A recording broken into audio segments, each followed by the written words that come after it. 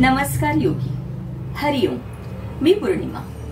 मुद्राशास्त्रांच्या या मालिकेमध्ये आपण पंचतत्वांसोबतच पंचप्राणांचा देखील अभ्यास करत आहोत. आज आपण पाहणार आहोत व्यानमुद्रा.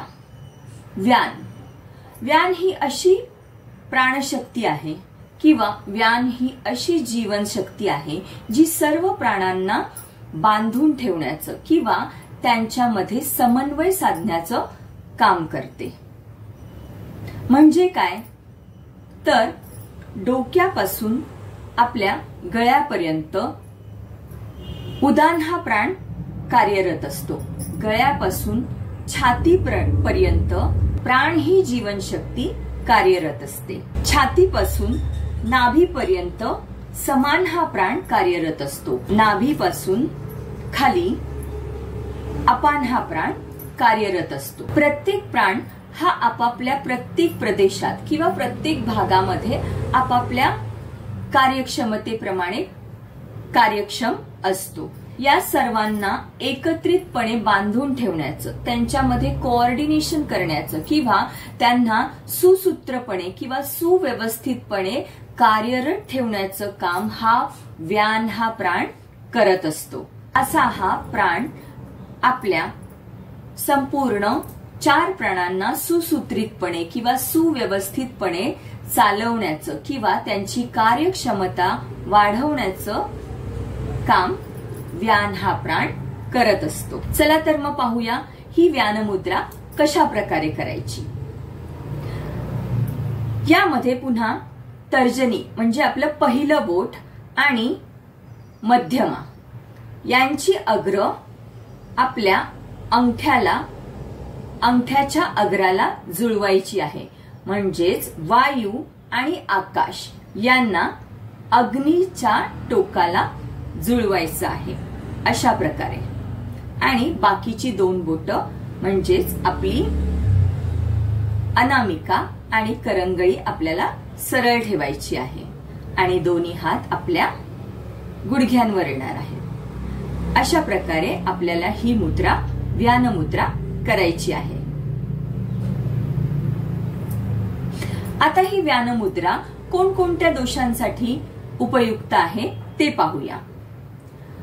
व्यानमुद्रेचा सर्वप्रथम फायदा म्हणजे उच्च रक्तदाब किंवा निम्न रक्तदाब. म्हणजे रक्तदाबाच्या कोणत्याही प्रॉब्लेम मध्ये ही व्यानमुद्रा अतिशय उपयुक्त आहे.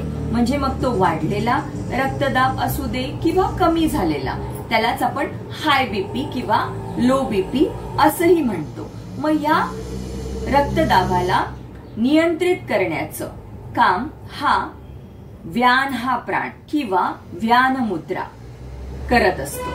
कधी कधी उत्साह कमी पडतो किंवा अगदी मरगळल्यासारखं वाटतं, काहीही करू नये असं वाटत असतं. अगदी विचार करण्याची सुद्धा शक्ती उरलेली नसते. म्हणजे विचारही करावासा आपल्याला वाटत नाही.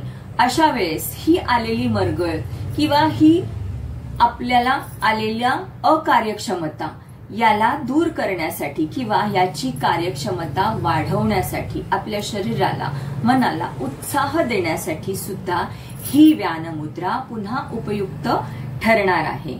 काही वेळेला काय होतं की खूप झोप येत असते, सारखी राहून झोप येत असते, काहीही कारण नसताना झोप येत असते. पुन्हा इथे मरगळ आलेली आहे किंवा खूप अशक्तपणा वाढलेला आहे, शरीराचा आणि मनाचा थकवा वाढलेला आहे. मग अशा वेळेस सुद्धा आपल्याला ही व्यानमुद्रा शरीराला आणि मनाला कार्यक्षमता वाढवण्यासाठी, उत्साह प्रदान करण्यासाठी, प्रोत्साहन देण्यासाठी अतिशय उपयुक्त ठरणार आहे. मग त्यावेळेस सुद्धा आपल्याला ही व्यानमुद्रा अशा प्रकारे करायची आहे. आता ही व्यानमुद्रा आपण करत असताना प्रत्येक वेळेस कमीत कमी 10 ते 15 मिनिटं आपल्याला ही व्यानमुद्रा करायची आहे. आता 10 ते 15 मिनिटं करताना आपल्याला दिवसभरामध्ये एकूण 45 मिनिटं ही व्यानमुद्रा करायची आहे. विचारांना ताकद देण्यासाठी, शरीराला ताकद देण्यासाठी, त्याचबरोबर रक्तदाब सुरळीत करण्यासाठी ही व्यानमुद्रा अतिशय उपयुक्त आहे.